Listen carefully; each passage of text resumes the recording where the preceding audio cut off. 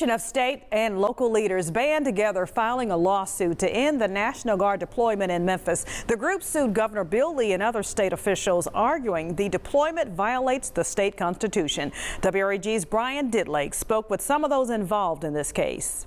Earlier today, we filed a lawsuit against the governor of Tennessee, the Tennessee Attorney General, and the Major General. Memphis City Councilman J.B. Smalley announcing a lawsuit Friday, arguing that the way the Tennessee National Guard was deployed is illegal. We're not talking about any other federal agencies. We're only talking about the way that the National Guard was deployed to Memphis.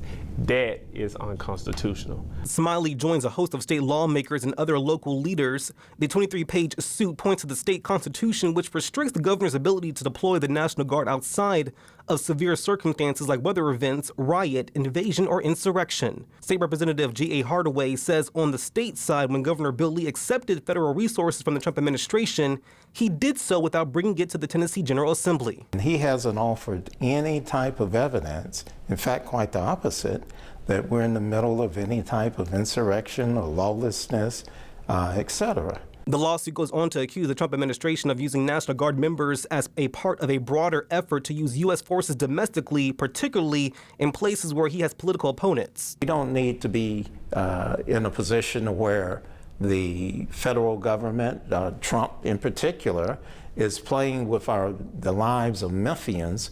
The lawsuit calls for a restraining order or temporary injunction to the end of the deployment.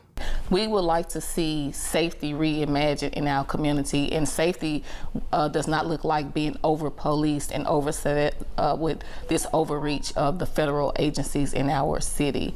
Advocates as well as leaders listed in the lawsuit both want to see crime go down, but not with the National Guard. The group claims the city of Memphis has asked for more help with crime, suggesting this scenario would be different if state leaders had listened. I just have a hard time with people who talk about a community they're unwilling to spend time in. There's a gentleman named Brian Stevenson that says the only way to address a problem is being in close proximity with it. In Memphis, Brian Ditlake for your news leader, WREG News Channel 3. As you might imagine, this is getting lots of reaction. And from one of those people, Republican State Representative John Gillespie, he is also weighing in on this tonight. In a message on social media, he says the task force is consistently arresting violent, repeat offenders and gang members off of our streets and have found nearly 50 missing children. He goes on to say that Shelby County Mayor Lee Harris and Commissioners Erica Sugarman and Henry Brooks want to stop it. Gillespie called it absurd and unacceptable leadership.